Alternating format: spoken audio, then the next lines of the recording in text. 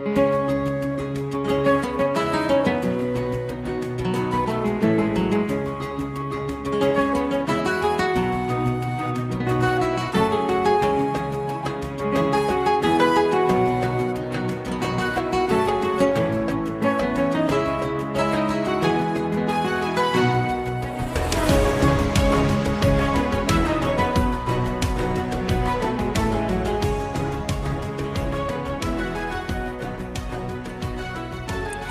and welcome to today's episode of A Slice of Medieval.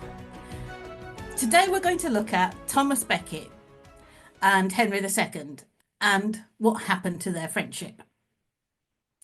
Although the first question I have to ask, and I'm not sure there is an answer to this, is what happened to the A? Because when I was a kid, he was Thomas A. Becket, and suddenly the A's gone.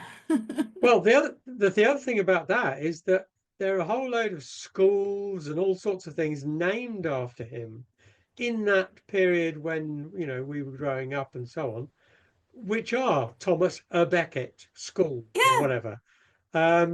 So I presume it must be something to do with custom and usage that in the past, or idleness or whatever amongst historians, but we don't use the A anymore. I've got a feeling it was somebody, in a charter or a chronicle somewhere, somebody started writing Thomas no, it's B. And all of a sudden he's got an A, because it is definitely an affectation, if not. The thing is, though, the number of times I read that somebody says, oh, the traditional view is not true, it was a clerical error, it was a misprint or whatever. Yes. These guys must have been incredibly careless if the number of times they're blamed for... Yeah, well, I came across a big one during the writing of the Defenders of the Norman Crown about the Warrens, which was that Gundrada de Warren, for 800 years, was thought to be the daughter of William the Conqueror and Matilda of Flanders. Because in the copy of the foundation charter of Lewes Priory, that's what the monk had written in. And it was only in the 1800s that a historian, Freeman, hunted down the original charter. And it's not in there. It doesn't say that William the Conqueror was William de Warren's father-in-law, but it does say it in the copy of the original charter. So it's either a clerical error or somebody trying to get royal patronage. Yeah, it's a bit weird, isn't it, really? Well, we've managed to do really well so far because we've gone away from Becket within about 30 seconds. Yeah, but at least, I mean, the Warrens do come back into Becket's story.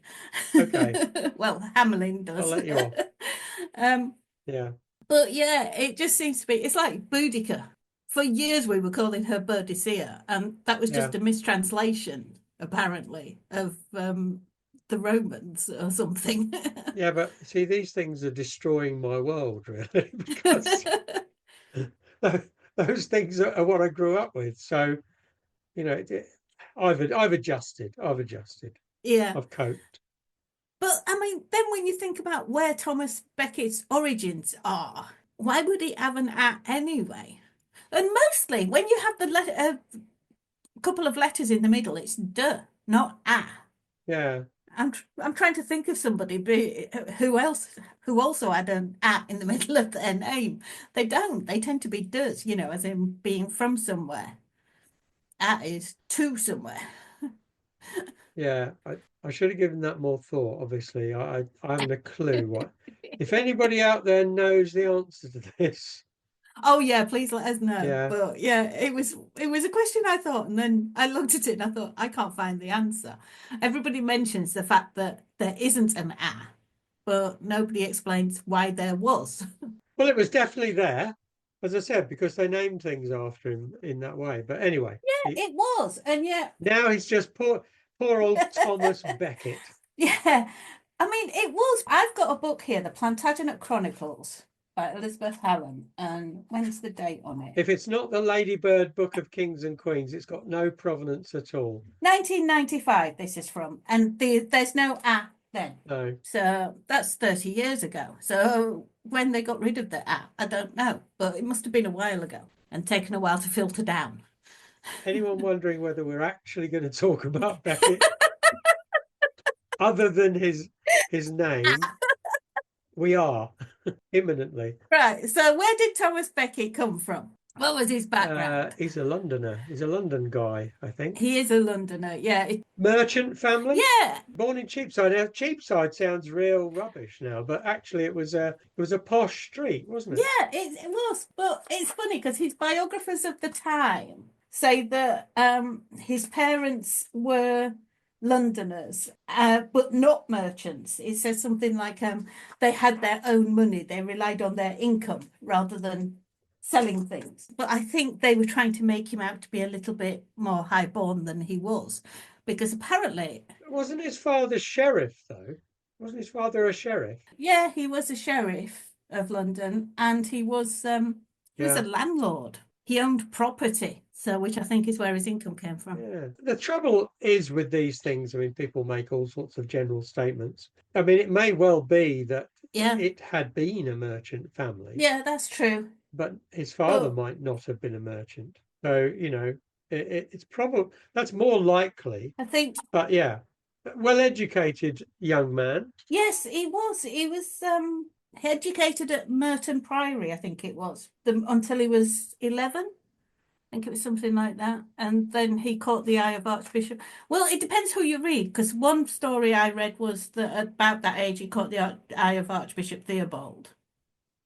And it was Yeah. Archbishop Theobald who paid for him to go to Paris to continue his education. And another one I read was he joined Archbishop Theobald after coming back from Paris. So I don't know which one's which. He starts off as a clerk, doesn't he? In fact, I think he was an accountant or some sort of accounts clerk Yeah, he did for the 3 years sheriffs. as an accountant. So that was kind of Yeah. a lay role rather than anything attached to the church. It appears that his father introduced him to Theobald, but how that came about, nobody really knows, do they? I think his biographers were a little bit starstruck with him. Like William Fitzstephen said that the Lord knew and predestined the blessed Thomas to his service before ever he issued from the womb. So who's going to join the church before he was even born? That sort of puts a whole new spin on the phrase, this lad shows promise.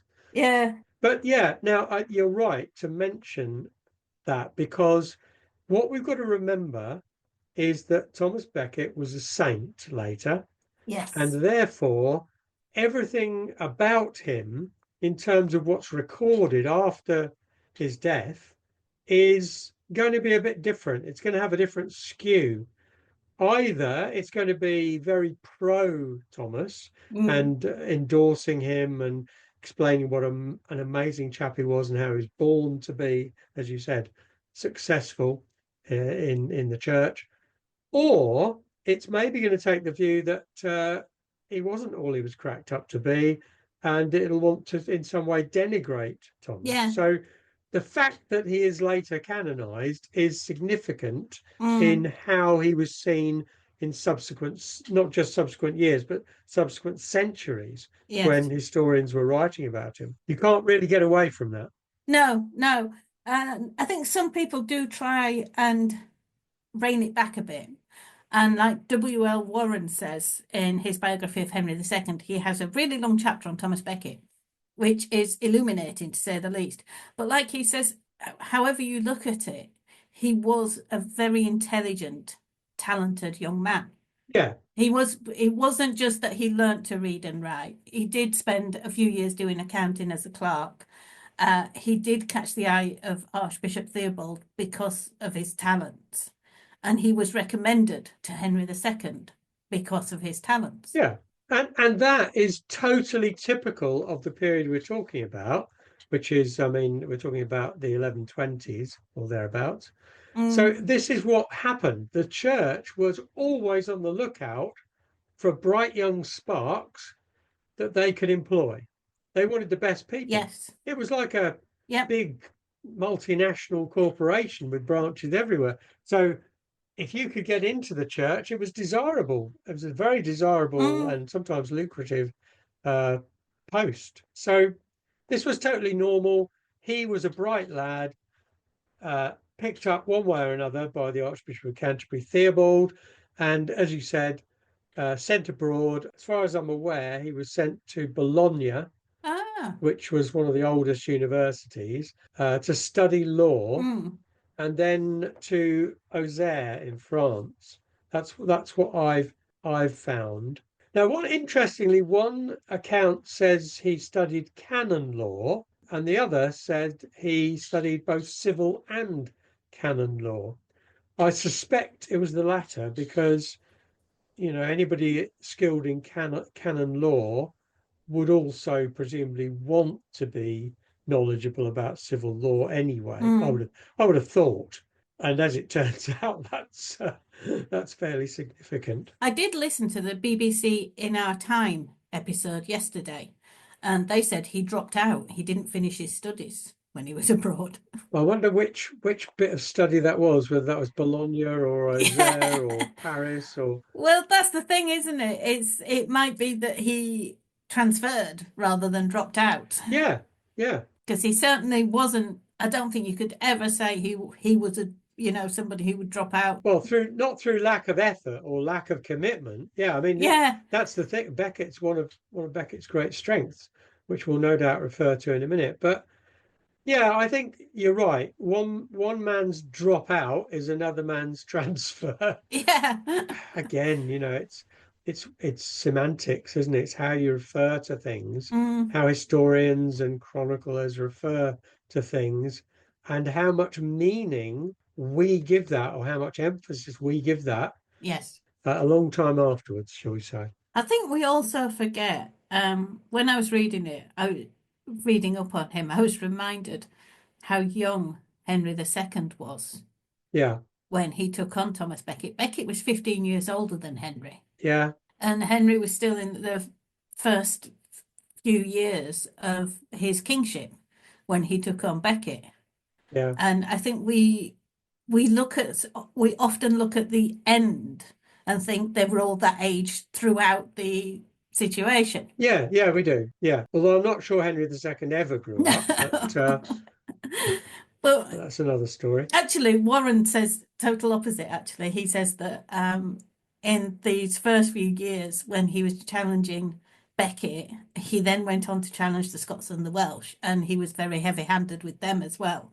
And it was only later on he realised that you couldn't just impose on people without giving a little of yourself. In the early days, he was more aware of his royal dignity. And there is something in that, because I do remember that in the early days he used to do a lot of crown wearings, where he'd present himself as majestic.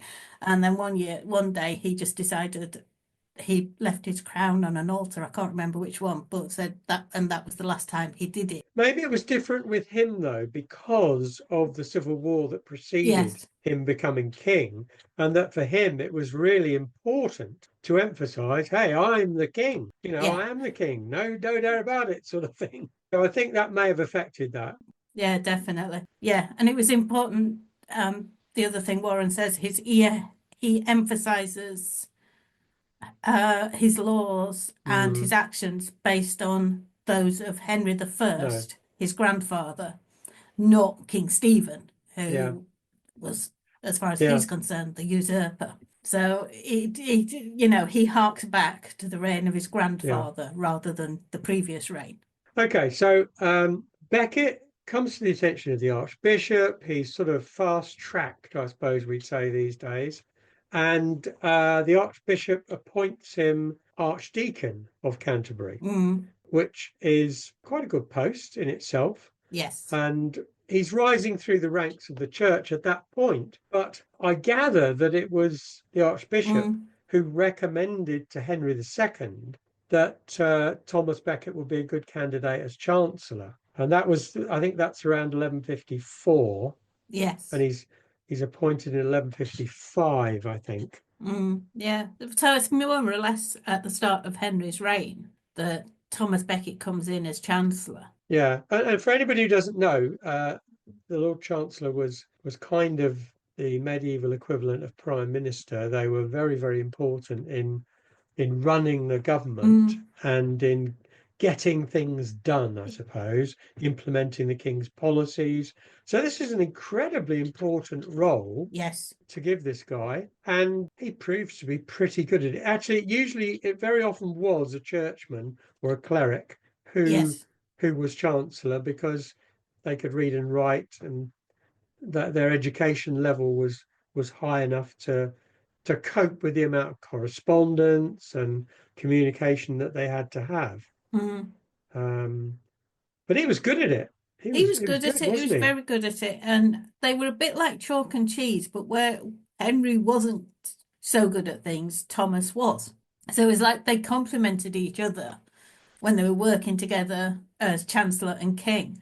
And I seem to remember there was this story where King Henry and Thomas were riding together. And if you looked, you would think Thomas was the king and Henry was a lesser person, because Becket always travelled in great finery and great ceremony, whereas Henry II was always dressed for travel Well, he travelled virtually all the time. and would, yeah, he was, so he wasn't as concerned about his appearance as Becket was. And there's a great story of Becket riding to taking an embassy to Paris to collect Marguerite, the future wife of Henry the Young King. And it reminds me of Cardinal Wolsey, actually, under Henry VIII, Yeah, because he was very similar. The pomp and the ceremony and the circumstance, they both really enjoyed. He was representing England in France, so he was making a show of it. yeah. But this was all as Chancellor, whereas with Wolsey, it was when he was Archbishop of York. But this was when Becket was Chancellor. Although everything I read said that no matter what, his outward display of wealth and power, he did remain celibate as I mean, he was only actually in minor priestly vows at that stage, but he did take the celibacy seriously. And apparently Henry did try to tempt him a few times, but he would never take it. He would never succumb. Yeah, if you're rubbing shoulders with Henry II, I'm sure temptation wasn't very far away in lots of ways. Yeah, but I mean, he obviously enjoyed a splendid, a luxurious lifestyle, Mm, but somehow it didn't seem to change him at the core no. as a person, which is remarkable, really. Yeah, because even with this ostentatious lifestyle, he was very hard working. The reason Henry wanted him to be Archbishop of Canterbury was because they worked well together as Chancellor and King. Well, he got things done, didn't he? He Mm, got things done. That was the main job of the Chancellor, was to get things done that the King wanted done. yeah, And Thomas was pretty good at it. He was very efficient, very energetic, and just got on with it. And ideal for any king, really. yeah, But I guess particularly for some, I mean, Henry II did travel a lot mm, with his sort of lands on the continent as well. He's probably traveled as much or more than any other medieval king. yeah, He was always on the move. he was. And to have someone like Becket, a totally safe pair of hands, to deal with whatever came up, must have been amazingly good for him. Oh, he's very lucky, isn't he? Because he could travel. I mean, his land spread from the Scottish border to the Spanish border. You know, he had Yeah, Normandy, yeah, Aquitaine. enormous. Interesting, he had Brittany at one stage because he controlled Mm. the heiress. He would claim that his actual lands went all the way up to the Outer Hebrides because, as far as he was concerned, he was overlord of Scotland. So he had that as well, and he was overlord of Wales. Yeah, So, yeah, you know, he'd think his lands actually spread even further. So yeah, you do need a safe pair yeah. of hands, and you do need to be able to leave somebody in charge who can handle things. But one of the things that surprised me, which I didn't know, was that Becket actually led men into battle Yes. in France. He actually fought for Henry, Yeah. and obviously, as befitting his station, he had a few hundred men at arms or whatever with him. Mm, But I hadn't realised that. But it does somehow make him a slightly more rounded yeah. figure. He was very much more secular Yes, as Henry's chancellor than you would think a future Archbishop of Canterbury would be. Very much the king's man all through, Mm, really. But I gather that his earlier mentor Theobald, well, I'd say I gather, I understand that Theobald disapproved of a number of things that Becket was up to as Chancellor. Becket was robust for the king mm, over the church, over the rights of the church. So yes. Theobald didn't like that very much. He didn't like Becket's affluent lifestyle either. So, I mean, Mm. although he was recommended by Theobald, maybe Theobald, it's almost rather like Henry later on. Maybe Theobald was thinking, what have I done? Wanted to get him out the way. I've promoted this guy, I've got him where he is, and it's not turning out as I thought. Yeah. I thought it was rather interesting that maybe that is what happens later on with Henry. Yeah. Yeah, that maybe Theobald put Thomas Becket forward as Chancellor because he thought that he would support the church Yes, yeah, absolutely. rather than against Henry, and he would have an ally in government. And it turned out actually Becket fully embraced the secular side of the chancellorship. So, as I think you alluded to earlier, Henry has this really good idea, this really bright idea, and that is that his best buddy, his senior counsellor, chancellor, jack of all trades, Thomas Becket, would be a great Archbishop of Canterbury. And how better to control the church, Yeah. and how better to impose his will on the English church than to appoint his mate Becket as Archbishop of Canterbury. Mm. So when he tells Thomas that, what's really revealing to me is that Thomas said, I don't think that's a very good idea. Yeah. Becket says, no, you don't want me as Yeah, Archbishop of Canterbury. he warns him, doesn't he? And the thing is, nobody wants him as Archbishop of Yeah. Canterbury except Henry II, because it takes a year to get him confirmed, because the priests and the monks don't want him either. No. Well, why would they? Because they like Theobald, probably have thought, Yeah. well, this is a guy who's not going to do us any favours at all. Mm.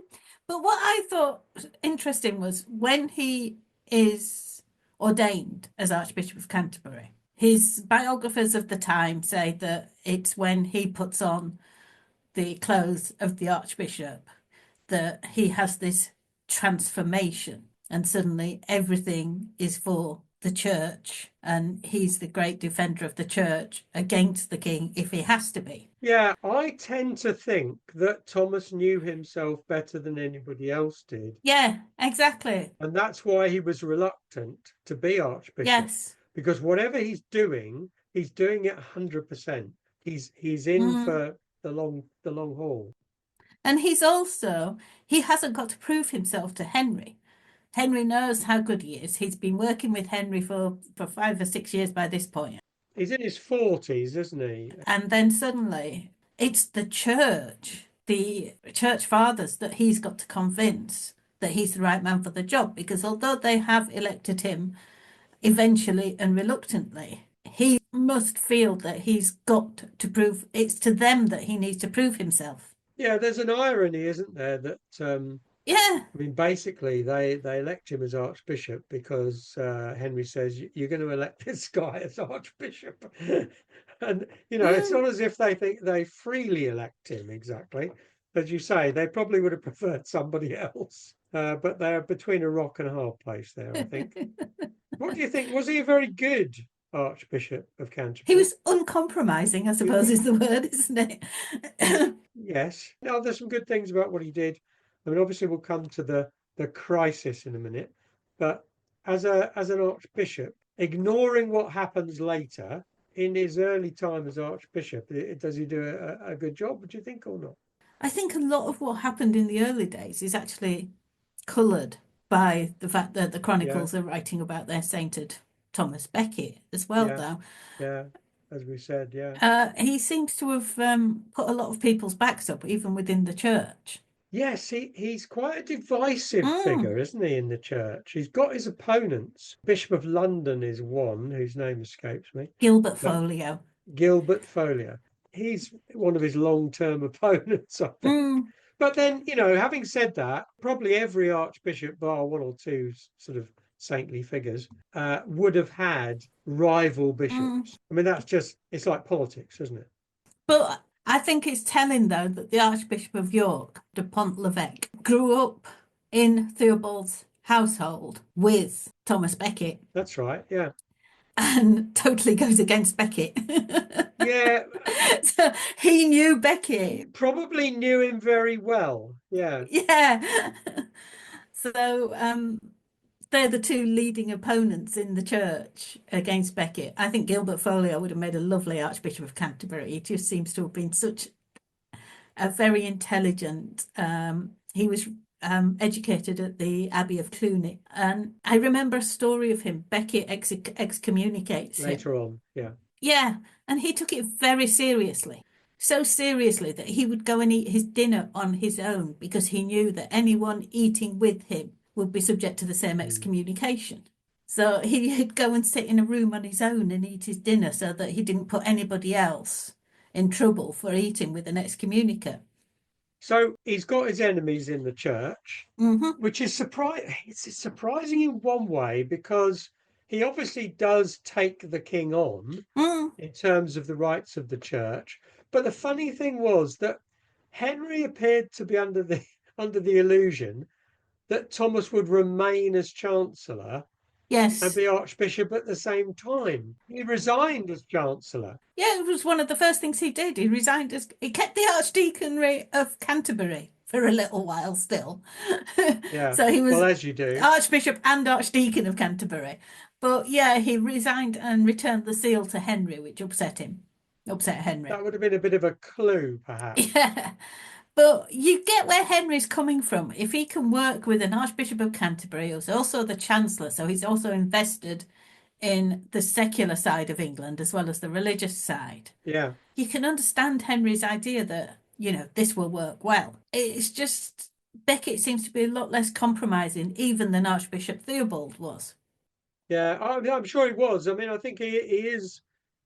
We've said he's intelligent, he's got energy, he's got style, but he's remarkably similar to Henry in certain respects. He's very stubborn and quite intransigent on big issues.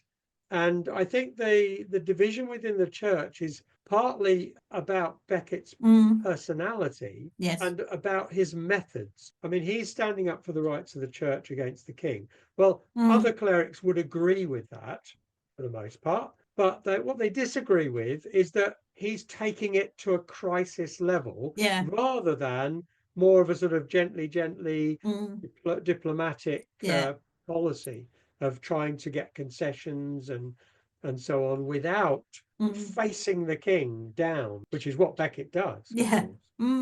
Yeah, it's like everything's a confrontation with him rather than conciliation.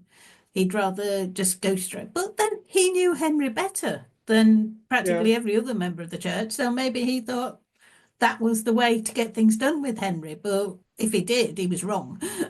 We should add in at this point that when he became archbishop, he did abandon his wealthy, affluent lifestyle.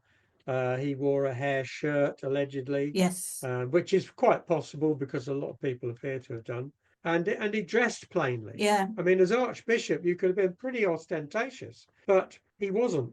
Apparently, he wore his pallium, which is his archbishop's clothes, day and night. He slept in them. Yeah.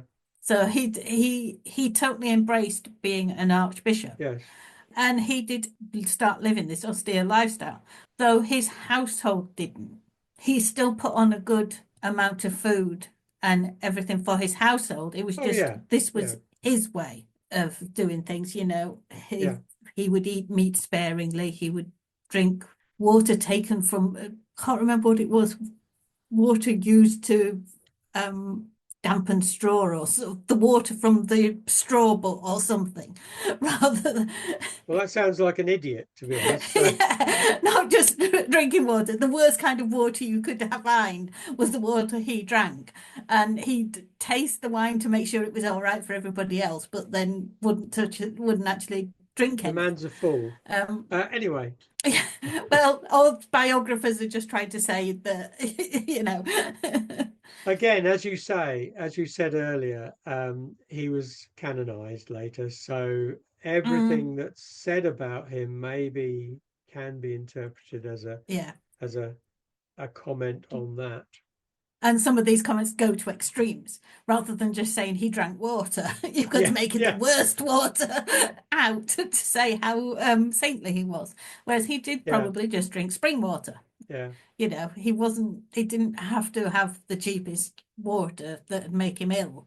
He wouldn't have to wait for any sword cuts if he was drinking the worst water in the world.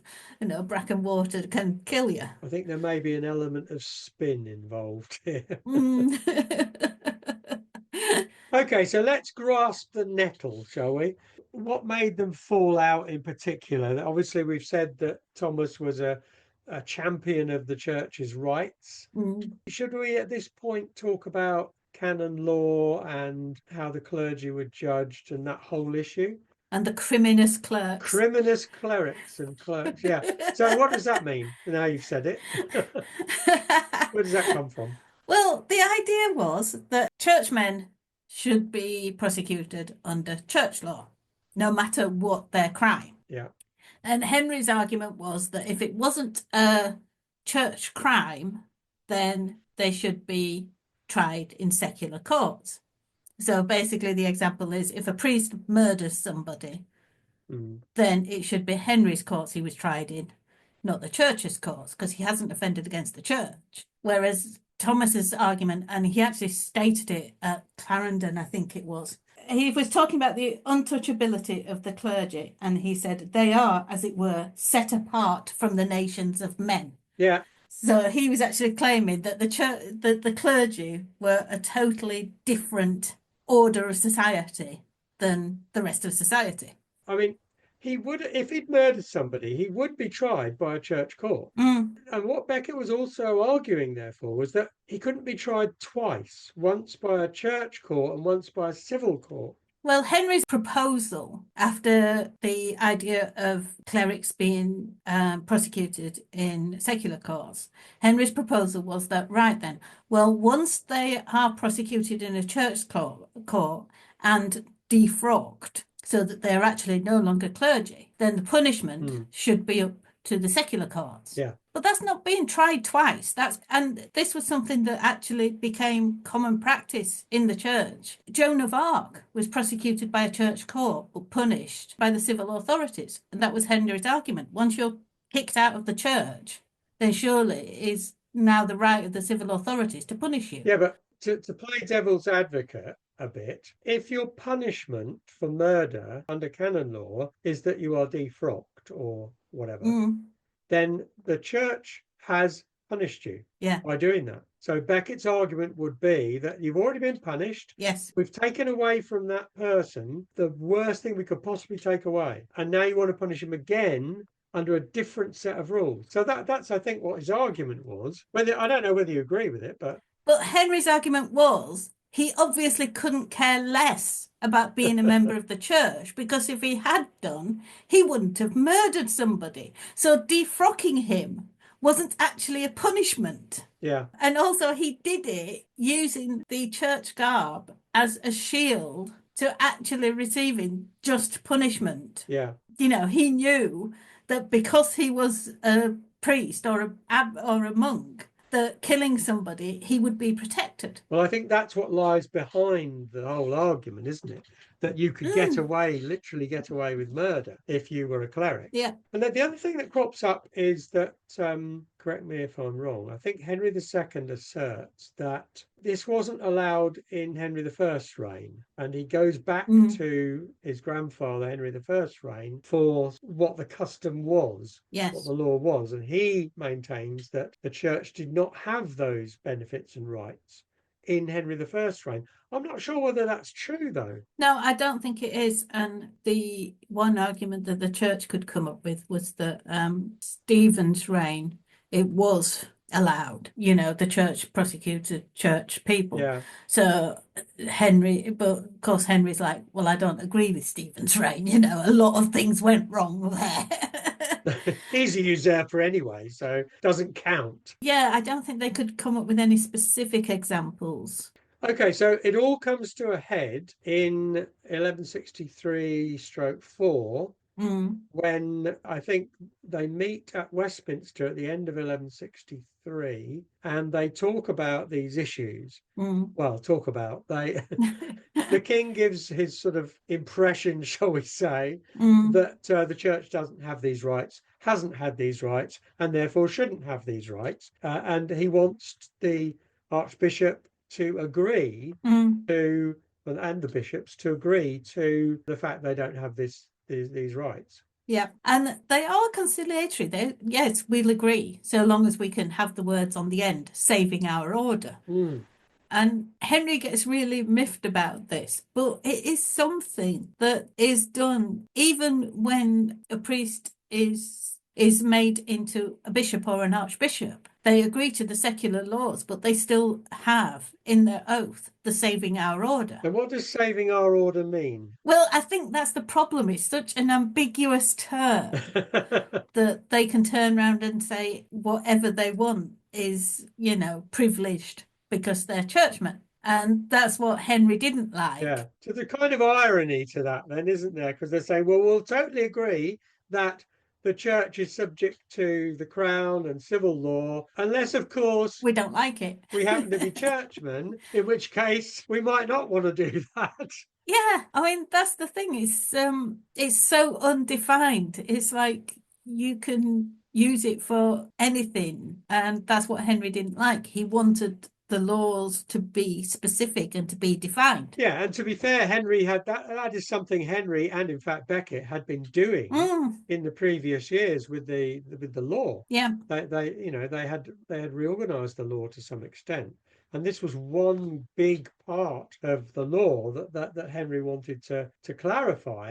And he puts this whole set of issues together in January 1164 in what is known as the Constitutions of Clarendon, mm, which is where they meet to discuss it. Well, discuss, so I use the word loosely. yeah. Well, they think they're meeting to discuss. The churchmen think they're meeting to discuss this using the customs of England as the basis of the law for them to find a compromise. Mm. And like I say, with the saving our order being an undefined, there's no specifics in it, their idea using the customs of England was also undefined. Yeah. And they get to Clarendon and are presented with a piece of paper that's got the customs of England all defined for them. So there's not this ambiguity anymore where they could turn around and say, we didn't agree to that because it's all written down on this piece of paper. Yeah. And it's not just about church courts either. There are other things. Well, it's about church jurisdiction generally, because it's things like you can't appeal to the Pope, for example, for judgment, or you can't as an appeal against what the king has said. The church appeals go up through to the Archbishop of Canterbury, and if you want to appeal beyond that, you have to get the king's permission. Yes. Catch-22, I think. No? Yeah, well, it's part of a bigger argument that was going on the continent at the time as well. Yeah, absolutely. And we do need to stress that. Yeah. Yeah, who is the most senior in the land? As far as the king's concerned, it's the king. If somebody can appeal to the Pope, then that means the king hasn't got absolute authority. Yeah. And there was this whole investiture controversy going on in Europe at the time as to who has the right to appoint bishops and archbishops and who is ultimately in charge of each kingdom. Yeah. So although Becket and Henry's argument is a very personal one to England, it is fueled by wider issues. Yeah. So Becket is presented with the Constitutions of Clarendon. At first, he argues, he goes against it. They have 3 days where the church are vehemently against the Constitutions of Clarendon. And apparently there's a brilliant rebuttal to Becket from Gilbert Folio, because after 3 days, Becket actually concedes. Yeah. And says okay to Henry II and agrees to the Constitutions of Clarendon, and then accuses the clergy of not backing him up. And Gilbert Folio turns around and says, You what? We spent 3 days in that room with you, supporting you, Mm. holding your hand, saying, we will stand firm. Even when knights have come into the room and said, either agree or we're going to kill you, he said, we still stood firm. You then went out and said to Henry, okay. And we don't know where this is coming from because we've all agreed to Yeah. stand firm, but you're the one who caved. Yeah, whenever you're talking about something that happens in a closed room in medieval times, you're talking about something that is opaque, to say the best, really. It's always going to be tricky Yes. to understand fully what was happening. We've got impressions, basically. But the upshot of it is that Becket digs his heels in and rejects them ultimately and appeals to the Pope. Yeah. Which is a little ironic, but and then obviously the arguments become really entrenched. Yeah. But as you've indicated, the bishops are a bit surprised by what Becket does in several ways. One, that he caves to start with, and two, having caved, that he then takes a very, very hard line on it. So there's no room for maneuver at all. Yeah. There's no room for diplomacy. The one thing with Clarendon is because it wasn't Becket's finest hour, his actual biographers gloss over it.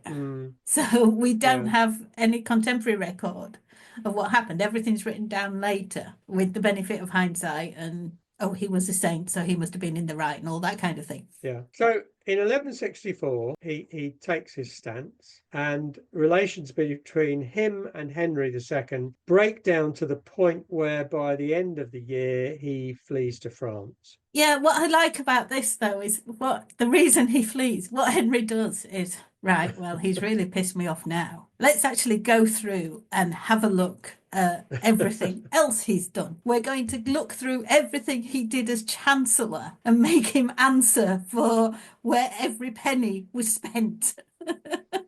So he's brought upon charges for his actions as Chancellor and brought to trial at Northampton. Yeah. Well, supposed to come to trial at Northampton, but he flees the night before. Yeah. He makes his way to Europe and ends up at, where is it, Sons? Yes. Where the Pope is currently residing because he's had to flee Rome. So he goes to the Pope and says, it's not fair. Henry's picking on me.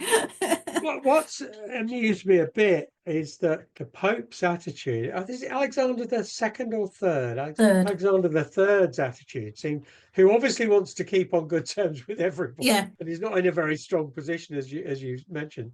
But he seems to be saying, Becket, totally agree with you, absolutely support you, 100%, but let's not go mad on this. Let's not push this to the nth degree. Let's just step back and consider and reflect on it. Yeah, and find a compromise. Kind of sits on the fence, really. Yeah, because, I mean, to be fair to Alexander, there's another candidate for Pope, an anti-Pope. Yeah. And he doesn't want Henry to start backing this other candidate. He needs Henry on his side. Yeah. So, and he's got to be seen to support Becket because Becket is the leader of the church in England. Yeah. It's like rock, hard place, poor Alexander III. But it's kind of amusing because this is the secular role, in a sense, of Alexander, the political side of the Pope, trying to maintain his own position. So in a sense, it's the Pope's political needs which are trumping the church's spiritual needs, if you like, legal needs. Well, you can imagine Alexander III looking at Thomas Becket coming towards him going, oh God, this is all I need. Yeah, exactly. Don't you think I've got enough on my plate? Yeah, I know. Thomas Becket is, as we've hopefully got across, not a man to be trifled with. He's someone who, once he gets his teeth into something, he really goes for it. Alexander would have known that. Becket's reputation would have been clear to all by then. So he's not the kind of person you want to be chained to in his pursuit of his aims. Okay, so Becket goes abroad and he's there for a lot. He's there till 1170 when he comes back to Canterbury. But so he's there for a long time. He's Archbishop of Canterbury in exile for 6 or 7 years. And it's not just him, his entire household go with him. Yeah, yeah. Is there any way forward in those 6 or 7 years, or Or is it just a sort of blackout? That's it.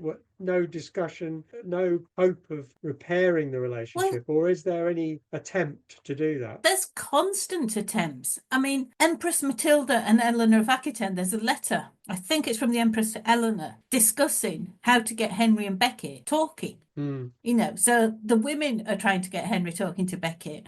They do meet when Henry's in Normandy. They meet to discuss things. That ends in another argument, if I remember right. And Henry does try, and there's points where Becket tries to apologise, but then gets on his high horse. He can't actually humble himself enough in his apologies. Yeah. He always has to justify, say, I'm sorry, but you started it, sort of thing. Yeah, and of course the big moment. I mean, as you say, there are attempts. They do meet. There are attempts to reconciliation. I think the King of France at one point. I think there's a papal legate intervenes at one point. But then we get this episode about the crowning of the young king. Oh yes, by the Archbishop of York, who happens to be Pont l'Evêque, who has been Thomas's rival since they were teenagers. And this is kind of writing the blue touch paper, really, I think, for Becket. Do you want to explain why? What's the problem? Well, apparently the only person allowed to crown a king in England is the Archbishop of Canterbury. Yeah. So with the Archbishop of York performing the coronation, he's usurping the Archbishop of Canterbury's authority. And of course, it's also the fact that he doesn't even like the Archbishop of York. It may have something to do with it. But he excommunicates the Archbishop of York and all the other bishops involved in the ceremony, doesn't he? And the Pope supports that. So technically, Becket is in the right. Technically, because he should be the person crowning the young king, but he's not been there for 6 or 7 years. No. I mean, it's a bit difficult to say, it's a bit dog in a manger to say, well, no, that's my job. You can't do that, but you're not there. Because the other side of it is you're not there leading the church in England, which is your job. Yeah. And he just excommunicated a load of bishops, including the Archbishop of York, which means that the people in England don't have the clergy to administer to them that they're supposed to have. Now, the funny thing is that this sort of mega problem, this big incident, actually leads to, in inverted commas, a reconciliation. Yes. Becket and Henry meet, I think, in July 1470. You may say, well, why does that even happen? Surely it's even more entrenched. But I think the problem was that the Pope had supported Becket, and Henry was a bit worried that England would be subject to a papal interdict. Yes. Which, for those who don't know, means that all churches would be closed and basically England would be cut off from the church. Yeah, and an interdict also means no burials. Yeah. No marriages. Christenings still happen, baptisms still happen, but burials and marriages don't happen. So you've got all these people waiting to get married. They can't get married if there's if the country's under interdict. Yeah, it's a big deal, and I think it's sometimes hard today to sort of understand what a big deal that was. So I think Henry's worried that this may go to sort of DEFCON 4, and so he's being a bit more conciliatory. Of course, Henry could be conciliatory if he felt like it. Yes. Throughout his reign. And they kind of agree, but don't really agree about anything in particular. They agree that Becket will come back. Yes, they agree that England needs its archbishop and that Becket needs to go back, and that it's a starting point. They agreed that, we can work from this point. You go back and become an act as Archbishop of Canterbury again, and we'll sort the rest out later. But nothing had been settled. Nothing had been agreed. Yeah. But nothing had been definitively settled. It was just like, we'll start working on it. Yeah, so Becket goes back to Canterbury at the end of 1170, and he kind of picks up where he left off, doesn't he? Yeah, he gets there in December, and of course it's Advent and then the Christmas season. So he does all his Christmas stuff and that, and excommunicates some more people or something. Yeah, I think that this is the problem, that once you've used your big weapon, and excommunication is probably his biggest weapon as an archbishop. Once you've used that, where do you go from there? You've used a red card. You haven't got any other colour cards to use, so you can only issue another red card. You can't go Yeah. down from there without admitting No. defeat. And I think Becket is not the sort of person to admit defeat. Mm. And so Henry learns that Henry's still in Normandy, I think. He learns Yes. that Becket has not been very, shall we say, very conciliatory, Mm. and he has a bit of a rant. I think it'd be Yes. fair to say, a bit of a rant. This is normal for Henry at times. It is normal for Henry. Everybody knows it. It's not specific to Becket. He does get worked up. Yeah, there is record of him, what is it? Being so angry that he's on the floor. He's having a toddler Yeah. tantrum, Yeah. hitting the floor and taking the straw from a mattress and stuffing it in his mouth because he is just so angry. So that's how angry Henry II can get, and that's how angry Yeah. Thomas Becket can make him.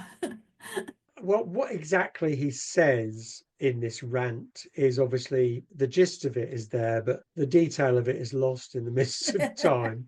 But whatever he says is probably along the lines of, can't somebody do something about this really annoying. Yeah, will no one rid me of this turbulent Well, priest? yes, that's the line that we're given, although I treat it with a little bit of a pinch of salt, well, quite a lot of salt. But it's along those lines of, come on, somebody help me with this. And so some of his knights, 4 of his knights, think, well, we're king's men. Let's see if we can persuade the archbishop to back down. And they beat across to England, get a ship to England, and go to Canterbury, as we know, and confront Thomas. Now, they don't actually go there to kill him, as far as we know. They go there to threaten him. Yes. With extreme prejudice, I think is the phrase. They meet him in his private quarters first, don't they? Or when when he's having dinner or something, and talk to him. Yeah. And he basically tells them where to go. Yeah. And then says, right, come on, boys, it's time for Vespers. Gets his garb on and goes and celebrates Mass in the cathedral, ready to celebrate Mass in the cathedral. Yeah.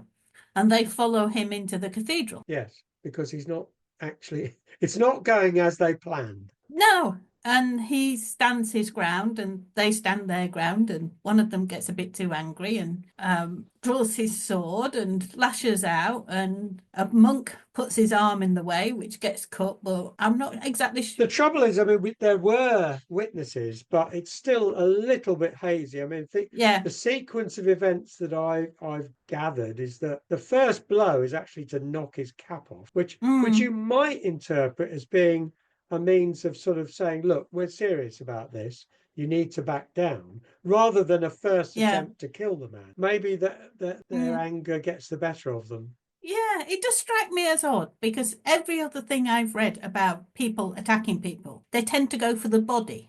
They stab them in the heart or in the back. But is he kneeling down? Is it because he's kneeling down? Is he kneeling at down? the end, he's on the floor. Well, at the end, he's dead. Yeah. From the first strike, he falls on the floor. And again, it's one of his biographers. He's prostrate on the floor with his arms out like the symbol of Christ. Yeah. So then they're just striking him on the head. Like I said, it's just weird that they strike him on the head. It is a bit weird. Rather than you've got the entire body to aim at, so they all go for the head. The other thing is, we're not talking about some doddery old man here. Is it his late 40s, early 50s? Can't be any much older than that. 50. He was about 50. Yeah, about 50. Yeah. So he's not.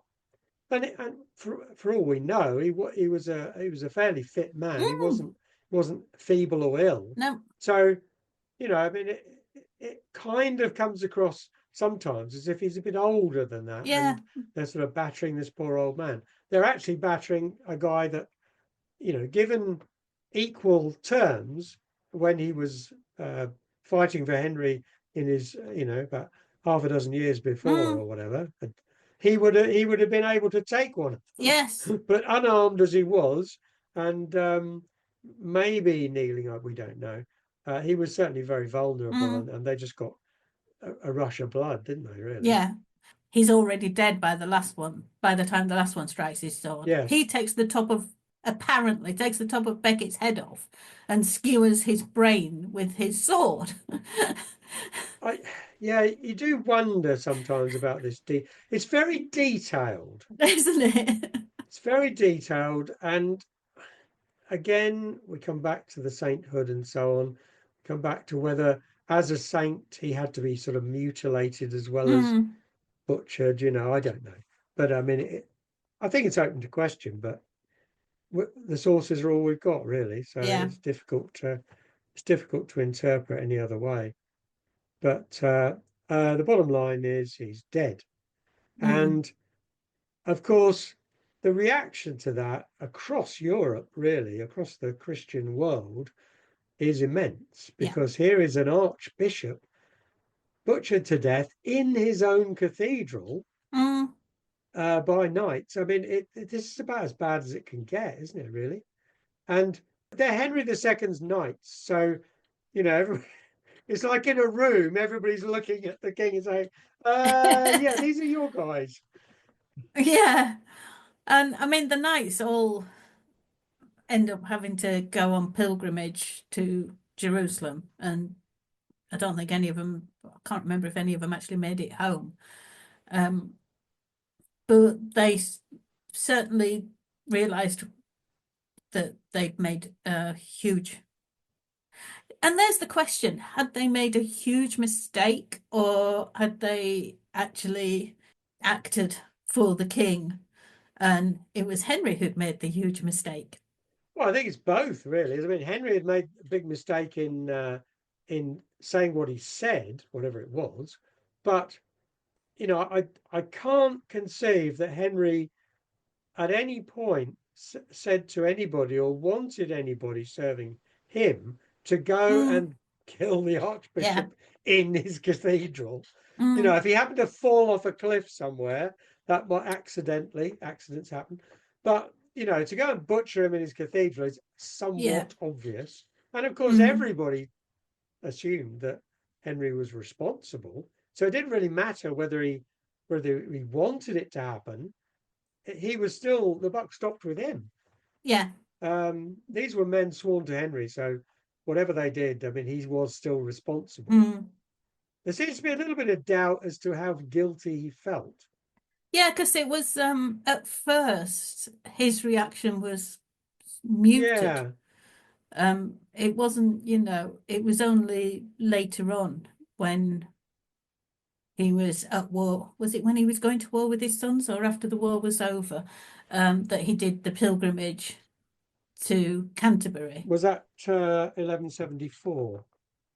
He did penance, Yeah. didn't he, in the streets of Canterbury or Mm. something? So he walked, what is it? Walked You barefoot. take off your shoes walk barefoot for the last mile to Yeah, the cathedral and then was whipped. whipped by Yeah, monks. But yeah, I mean, technically you could say, well, there was a rising crisis from 1170 onwards anyway, because his sons rebelled in 1173, so he didn't really have time yeah, to perform the penance yeah. I beforehand, tend to maybe. try and look But at these things, as if they are human beings, and you think, well, mm, Henry had a close relationship with Becket for years, which had turned very sour. I kind of think that he would regret Becket's death yes, I think so. in any way, and he must have realised as soon as he heard the news, he must have known, well, this is going to be laid at my door. Mm, Either way, whatever I say or do, I'm going to be held responsible for it. yes. And maybe at first he was hoping it would sort of go away, and then the whole thing just got worse, really, because Becket was made a saint. But I mean, it didn't take long. It was within weeks, pilgrims were going to Mm, Canterbury. It became a place for pilgrimage yes, very quickly. almost immediately, long before Becket was sanctified, Mm, was canonized. Um, so it sort of had a life. It's got a life of its own. This martyrdom. But don't you think that might have been a bit cynical as well on the part of the monks Oh, going, oh, absolutely. actually, Yeah. we've just had our archbishop murdered. There's an opportunity Yep. here, lads. This is going to be a great earner. Yeah. Well, I mean, I don't think there's any doubt that, well, places that were sites for pilgrimage regarded pilgrims as a source of income. Mm, There's no question about that. Whether they thought that was very reasonable and part of the faith, or whether they just did it to get more and more money, I don't know, but it doesn't matter mm, much because the upshot of it is that Becket's cathedral became a source of enormous wealth for, yes. for Canterbury. And, not that he got to share in it, but the shrine was set up fairly shortly afterwards, I think. Mm, I think he was canonized in 1173. So Henry's penance was after he was canonized as a saint, I think. yeah, I Um, think so. and then it just sort of went mad across Europe. I mean, Thomas Becket was a name known throughout Christendom, Yes. but for hundreds of years. Mm, His image was used in church decorations and yeah. illuminations, not just in England but across the continent. Mm. Well, it's like last year. Was it last year that they brought a relic? Can't remember what bone it was from Eastern Europe that had Yes. been. It was the first time we'd had a relic of Thomas Becket's back in England for centuries because Mm. his tomb and shrine were destroyed in the dissolution of the monasteries. But even before that, relics had been sent abroad to, Mm. any churches who said that they were going to dedicate their church to St. Thomas Becket. Can you send us something? So, they'd send a finger bone or whatever. Yeah, but how many churches were dedicated to Yeah, him? The Church of St. Thomas the Martyr and so yep, on. I mean, there were loads of them. And so his legacy was mm, massive in the church. So massive that when, as you say, Henry VIII came along, uh, that sociopath, yeah, um, and decided to dissolve the monasteries and get rid of all sorts of church icons and so on. He really did a number on Thomas Becket. Thomas yeah, Becket there's was nothing number left. one target, wasn't he? Yeah. The shrine, but it was a very ornate shrine by then. Mm, I mean, a lot of these shrines became more ornate over the years, but this was a massive shrine yeah. and despoiled. The bones were burned, Mm, and his name was removed as much as possible from all church documents. mm, I mean, he was expunged. Thomas yeah. Becket was totally removed. Yeah, and yet you look at Henry VIII's time, and I think it was because Becket was one of the premier saints of the Tudor period. You've got Wolsey, Moore, Cranmer, Cromwell, all named Thomas, and it all Yeah. comes from What Thomas is it about Becket. that name? Yeah. So, they were named after Becket. So for Henry to go particularly after Becket's shrine. Yeah. But of course, being Henry, he shoots himself in the foot because what he then does is he rejuvenates the whole idea of Thomas the Martyr. So Thomas Becket becomes once again a Catholic hero throughout the next Mm, few hundred years. And for the Protestants, he's seen as a traitor who acts against the king and, is corrupt and all the rest of it. So, he still divides people. yes. So what do we make of him overall? He was a man of his own principles, I think. Well, He yeah. But his principles when he was Chancellor don't appear to be the same principles as when he was Archbishop. no, but isn't that what we all do? When we do one particular job, we do it one way. If we go another job, you have to take on the role of that job. But do you not apply the same principles? Is it a matter of principles Are we saying his talents were the same, his abilities he used in both jobs to the full? So one of his traits was to put everything into whatever he was doing at that Mm, time.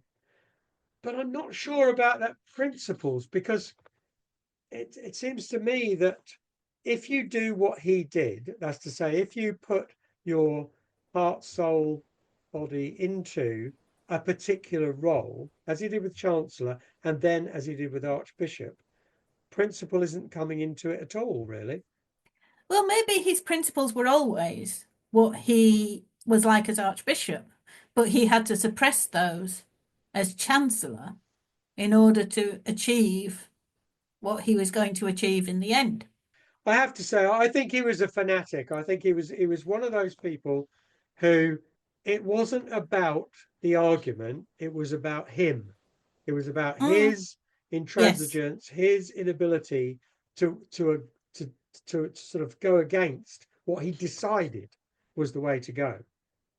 That, for me, that's how I Mm, see him: strong-willed, intransigent, totally, uh, very, very capable, very capable. yes. But for me, that's a personality flaw.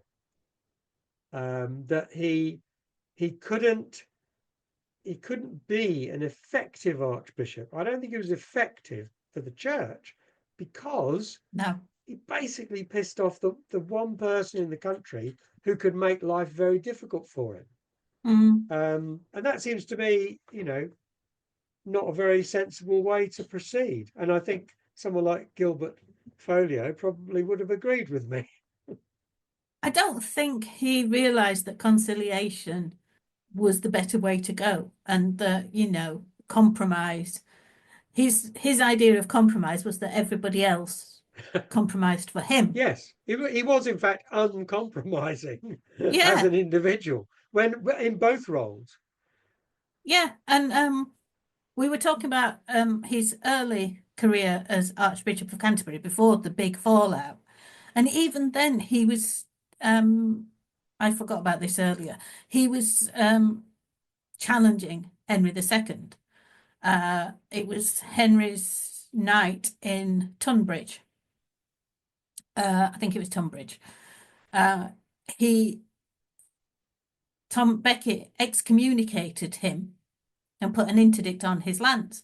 And Henry was like, he's one of my men. You can't do Yeah, that. yeah. It's the customs of the land that you don't excommunicate a king's official. Mm. So it was even in the early days before the big fallout, he was challenging what the church could do against what the king could do. When I look at an individual, I always tend to think, well, what are the constants? What stays the same? And for me, what stays the same with Becket is his energy stays the same, his commitment to what he's doing stays the same. Mm, But the important thing for him is what he is doing at that moment. And if people don't like that or they don't agree with it, then that's a problem for him and he's not prepared to put up with yeah, it. That's how I see him, I must admit. that's the thing. He can't compromise because he thinks it's going to make him look bad or make him look like he doesn't know he's indecisive or something like that. When really, to be compromising and conciliatory is just that's negotiation. Everybody has to give a piece of themselves, but he doesn't seem to want to give a piece of himself I think that's um, because he thinks he's to the right. king. He always thinks he's right. Yes. And therefore, why would you compromise when you know you're right? Uh, Mm, I mean, he's courageous. We can't take that away from him. He's brave. He's not a coward. mm, But, you know, martyrdom is that, it's been said many times that, if you're martyred, there's another route usually. Not always, but yes. usually there's another route. And there was another route for Thomas. Thomas's martyrdom was not inevitable. He Mm, didn't have to be a martyr. He didn't have to dismiss other views, both no. within the church, remember, as we've said, and outside Mm, the church. So I think he was a man who was looking for trouble and he found it. yeah. And Interesting figure, though. Very interesting figure. he is. He's a fascinating figure, and so is Henry II. And I think that's the problem. You've got these two very intelligent, very well educated men, and they come to the fore at the same time. And they're both convinced of their own rights and knowledge in the area. And, Henry's trying to protect his position as king, and Thomas is trying to protect the church's position. And perhaps it was always going to come to this, because you've got these two stubborn, intelligent men who believe they're in the right. And I can see Henry's point of view, probably more than I can see Becket's point of view, because I actually agree that if you murder somebody, then you should be punished. Yeah. And that's the thing. The church doesn't punish, it demands a penance rather than a punishment. Defrocking somebody isn't a punishment, it's a penance. Yeah. And I suppose then Henry's argument would be they haven't been punished, they've just been given a penance. But they haven't actually paid for the crime. Yeah. We probably don't need to go into that again, do we? I think we're done, aren't I we? think we are, yeah. So, yeah, Thomas Becket and Henry II, brothers and enemies at the same time, I think. Thank you very much for listening. I hope you've learnt as much as we have. Do join us next time when we will be discussing Edward IV, hero or villain. I've been Sharon Bennett Connolly. And I'm Derek Birks. Thank you very much for listening today. And if you enjoyed our podcast, why not subscribe to ensure you don't miss the next one? Goodbye.